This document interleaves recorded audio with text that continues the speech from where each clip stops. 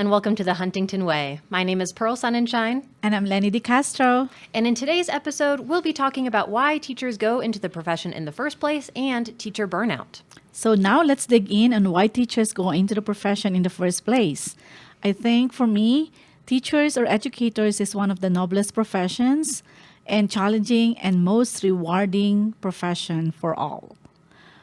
It means that why teachers go because they have love for learning, they love students, and they believe in the importance of educations. And the other important thing is that teachers can also go travel. They can work in different countries so that they can be a teacher for an English, and that could be in any other part of the world as well.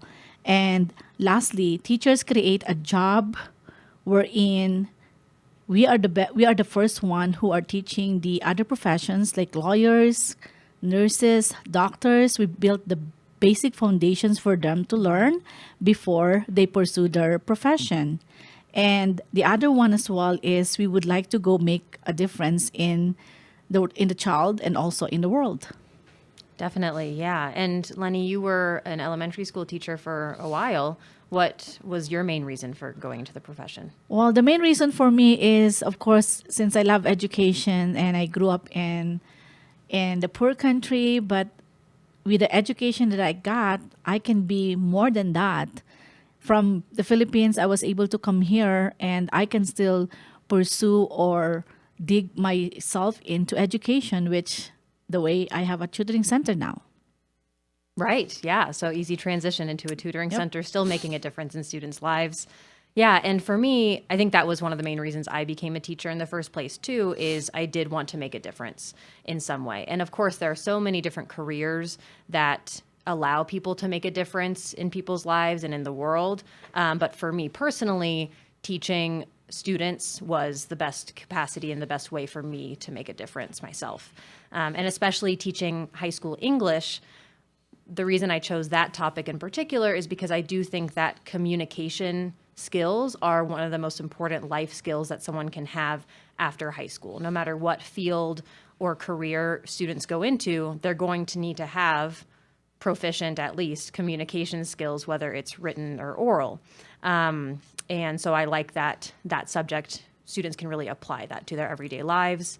I also had a few really great teachers, as most people have, that influenced me into going into the profession. So my middle school math teacher, actually, even though I was never good at math, she taught me that I was actually somewhat decent at math and that I learned to kind of enjoy the subject.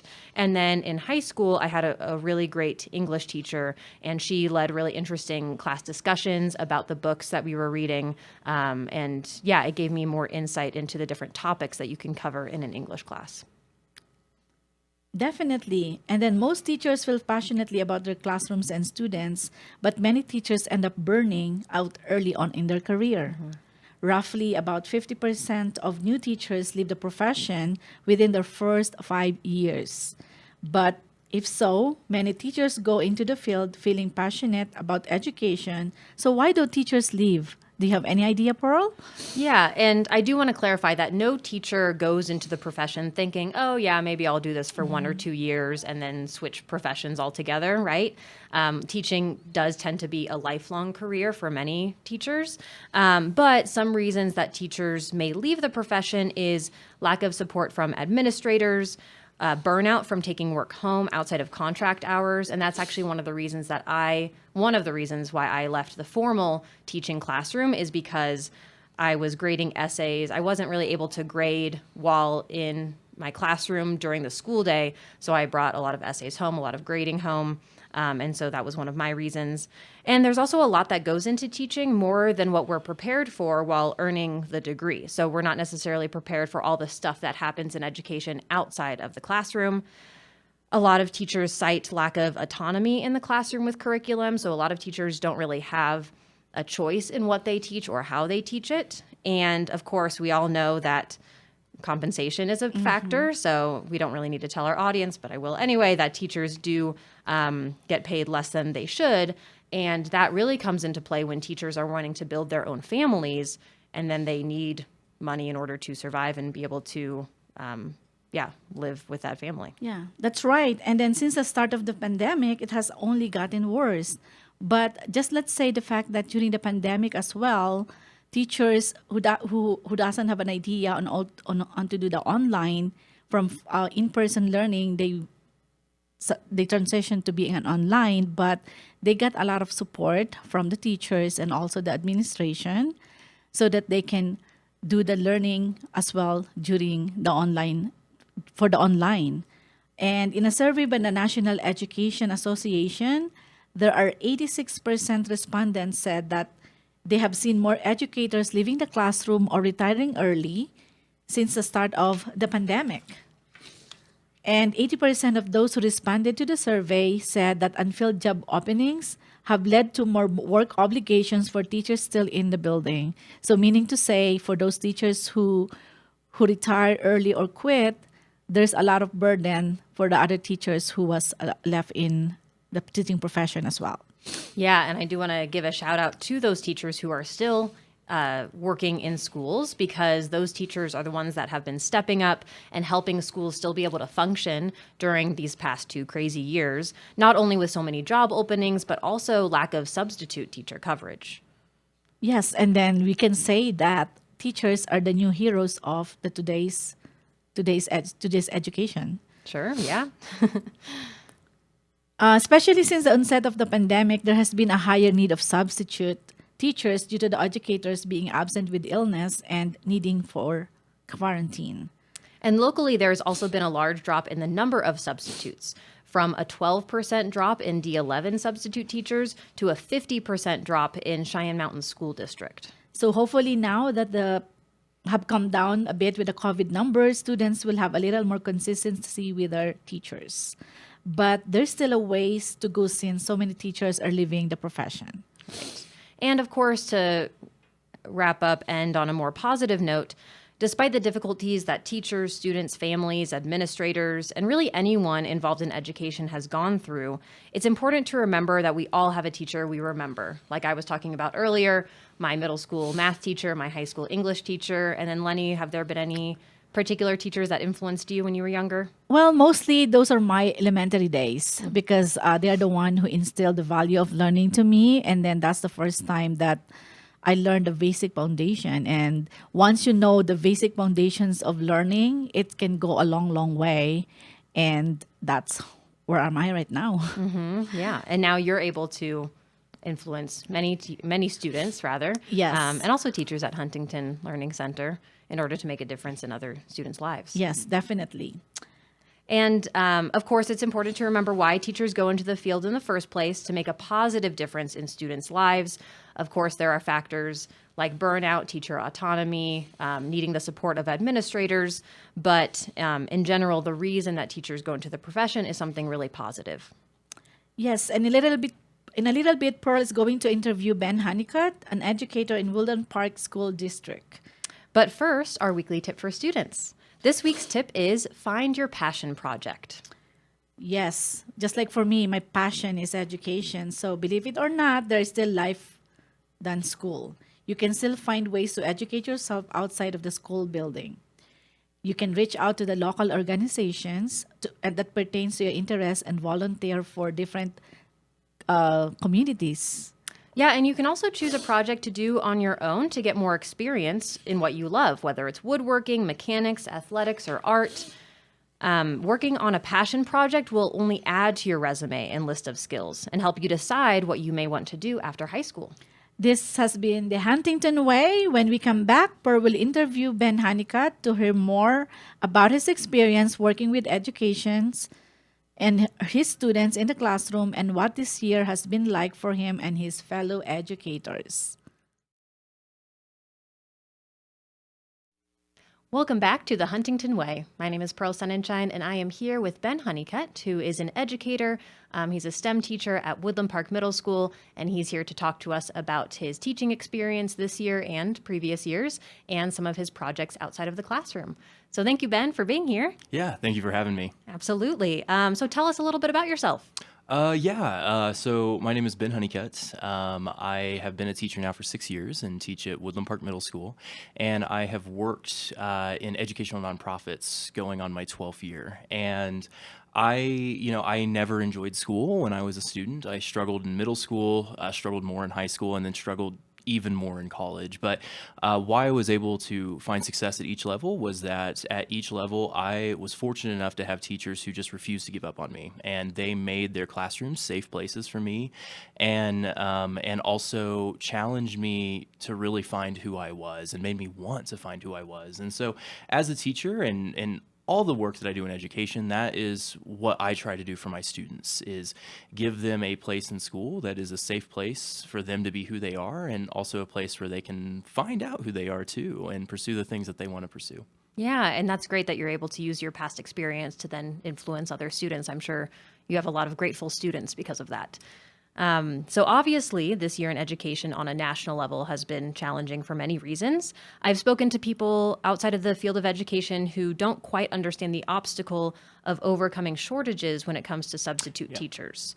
So can you put that challenge into context a little bit for those who aren't in the field of education? Yeah, absolutely. So I think even before COVID, Scholastic did a huge study on teachers all throughout the United States, and the average teacher worked 53 hours a week, and that was before COVID. And so teachers were heavily reliant on their planning periods and heavily reliant on their time that they could use for lesson planning and for grading. And this year, just talking to teachers all throughout the country, we just haven't had a lot of that. Whenever there are staffing shortages, that this year it's been very tough for so many schools to find substitute teachers, which means teachers in the building have to instead use their planning periods to substitute. And this is so challenging in many ways. Something that a lot of students have mentioned to me is one thing that's difficult is a lot of their safe places that they have in the school where they've gone to, those rooms have been closed during the times like during lunch because teachers are covering elsewhere. And so it puts strain in that capacity, but it also puts strain if you have been a teacher who got sick and missed a couple of weeks, you can come back and your students can be way behind. You might have some classes where they had qualified or they had substitutes who delivered the lesson plans, but in other classes where they weren't able to find a substitute who delivered a lesson plan. So you'll have some classes who are caught up, some that aren't. And it also means a lot of time where teachers are needing to trade family time to get caught up at home. And so it takes a job where there were already a lot of teachers who were going above and beyond and working outside of the classroom, and now they are being pushed to the extreme on that. And that can make it really difficult for teachers, but also really difficult building wide, not only for teachers, but for all of the trusted adults in the building, and also for students who have come to rely on teachers and their classrooms through the day in order to find safe places and in order to get by. Absolutely. Yeah. And I can imagine, especially for students who may not have the most safe or consistent home lives, that going to school is the consistency that they rely on throughout the school year. And so having the same teacher or even having a substitute teacher that's able to consistently cover that content is really important. And so you're a STEM teacher, you teach technology. What strategies do you use to teach a generation that is so well connected? Because I've heard from a lot of people that, students are on their phones all the time, so they know how to type, they know how to use the internet, when in reality, as educators, you and I both know that that's not necessarily the case. So can you talk about that a little bit? Yeah, no, it's a great question, and I think I kind of compare it to driver's ed. If we assume that there are a lot of students who are getting phones at younger and younger ages, and they've never really had a guide for how they can use those devices. So for driver's ed, it'd be like if we just kind of threw students the keys and to like a '65 Mustang, and we're like, hey, have fun, and that's problematic for so many reasons. Like, we do have the most well-connected generation of students in human history, but so many of these students only know how to be consumers with their devices. And so the challenge that I have for my students is shifting their mindset from being consumers on their devices to being creators on their devices. And a lot of them have that aspiration. I always do a survey to start my trimesters, where I just survey, what are students interested in with technology? What do they want to create? And so many of them want to be designers, or architects or YouTubers. And so what we work on is what steps can you take in order to make those dreams into a practical reality. And so I was really influenced by a book called Fab by Dr. Neil Gershenfeld, where he talked about when students have ownership over the technology that they have in the classroom, it can create laboratories of learning where teachers become facilitators and students are the ones that are leading in the classroom. They're the ones that are taking charge. And I've really seen that play out this year with how students have used Minecrafts and used Minecraft for education and used structure blocks in Minecraft to then create 3D designs. So to create something in Minecraft and then use the 3D printer to print it and hold it in their hands has been an amazing experience to sit back and watch as a teacher. And the fact that students are able to use 3D designs to start creating and holding their creations in their hands has been amazing. But what I've loved is through every step of the way, students have stepped up to create PSA videos for future students on guidelines for future students on how to use the technology in their classroom. And it's really brought the ideas that I read years and years ago from Dr. Neil Gershenfeld for life in my classroom and has really been a dream come true for me in a lot of ways. Nice. Yeah. And I'm sure our audience would be very interested in checking that book out as well. So my next question is, when it comes to students in particular, we have struggling students, we have students who are doing really well in school. My first question is, what is your best piece of advice for students who are struggling? So I remember being there, like when I was a student, never quite struggling to find my place, I think, in school. I feel honored to work part of a district. We did surveying at the Woodland Park School District, and 89% of our students felt that they had a trusted adult in their building. And I think for students, every single school building that I've worked in, I have worked with adults who became educators so that students could feel safe, so that students could find who they are. And my advice for students would be to find those marigolds, find those people in your building that make school feel safe, that make school a place that you want to be. And that was how, I was able to find success in school. But it also, we're in school 160, 170 days a year. So what can you do during those days so that school is a place that you want to be? And so that's usually the approach that I have had when I've had conversations with students in that way. And I think, because I know there are teachers in every building who want 100% of their students to feel safe when they enter their classroom. Yes, definitely. As a former teacher, I can verify that statement. What about students who are actually doing well in school? Because I'm not sure we talk so much about that. We often focus on the students who are struggling. So what about students who are getting A's and B's and seem to have a good social life, seem to have good relationships with their teachers? What advice would you give to them? To lean into the challenges.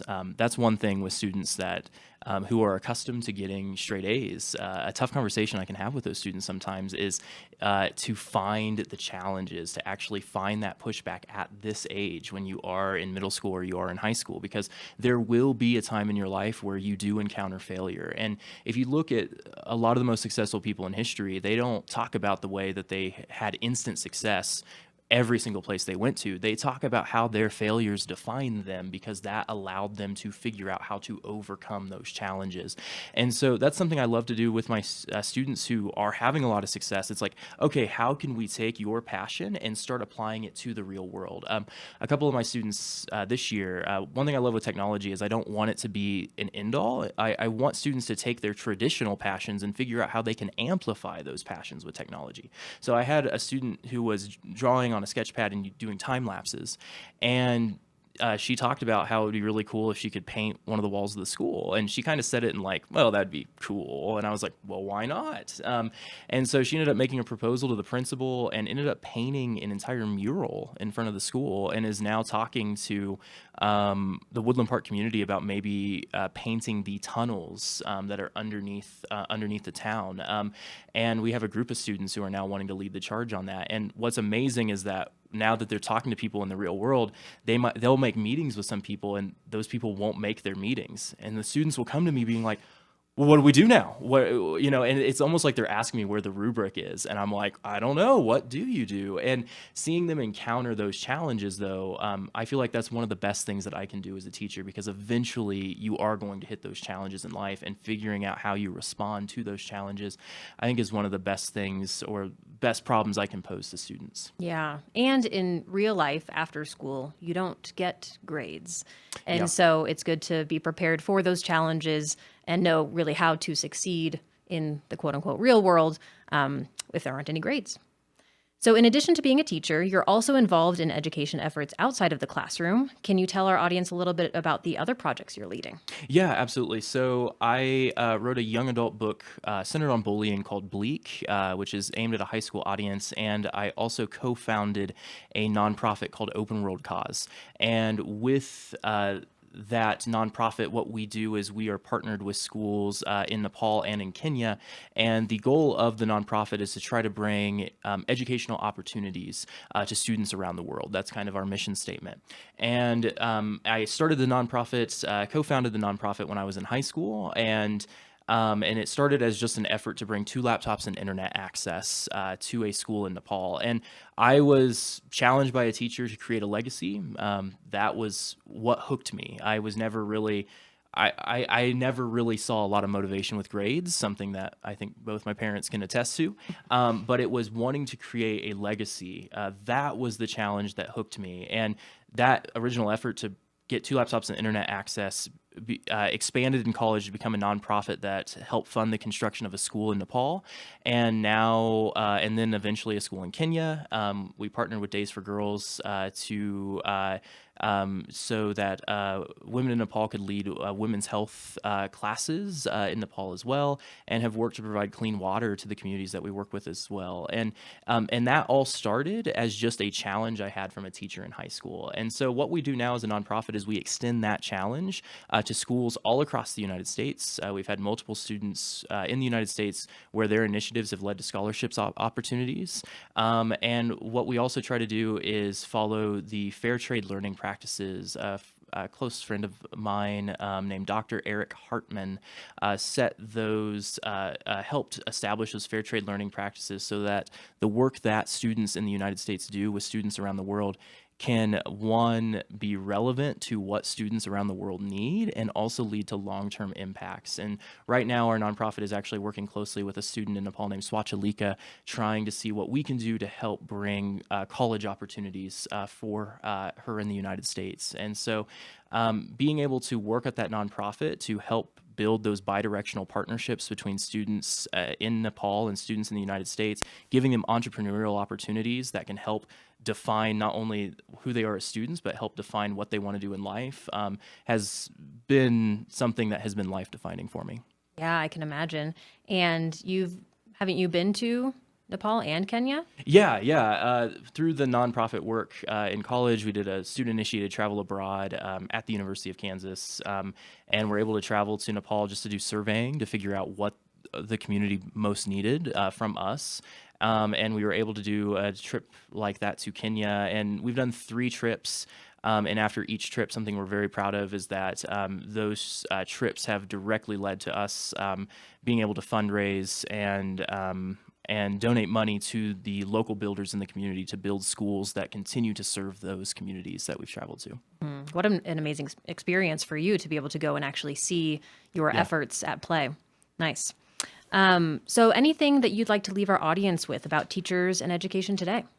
Yeah, so something I've talked about the teachers who refuse to give up on me, the teachers who have inspired me as a student and continue to inspire me as a teacher. The teachers in my building, I work with Mrs. Strotland, Mr. Spalding, have shown me what I can do to build curriculum that directly impacts students. But the teachers that I often think about, the teachers who inspired me growing up, this year's been a hard year for us all, such a hard year. And the thing I started worrying about is what about those teachers who inspire students every day, what if they leave the classroom? And because my educational experience, I would not be the person I am today if I didn't have teachers who challenged me to make a difference. And so I think about them all the time. And so I've reached out to them. I've encouraged my friends to reach out to the teachers that meant a lot to them, because every single person I've ever talked to in parent-teacher conferences or just my friends can always name those teachers who made a difference in their lives. And something that I think means so much to those teachers is when they hear from their students about the impacts that they had, especially this year. Because the message I have for all teachers, I can't blame any teacher who has needed to step away after the challenges the last 2 years have posed. But the message I want to give to teachers today is that you are making a difference. What you do matters. Thank you for all you do, and thank you for still being there in spite of all the challenges, because what you are doing for students is making a difference, and it couldn't be more important in this time. Thank you so much for that message. I'm sure a lot of people out there would love to hear that. And yeah, hopefully listeners will take this chance to reach out to the teachers that really influenced them when they were in school. So thank you so much for being here on the podcast. Where can people find you? What's your website? Yeah, benhoneycutt.com. And if you find me, Ben Honeycutt, on social media, I'm always up to have conversations and always up to build educational partnerships as well. Great. Thank you so much. Yeah, thank you. This has been The Huntington Way. My name is Pearl Sonnenschein, and we'll see you next time.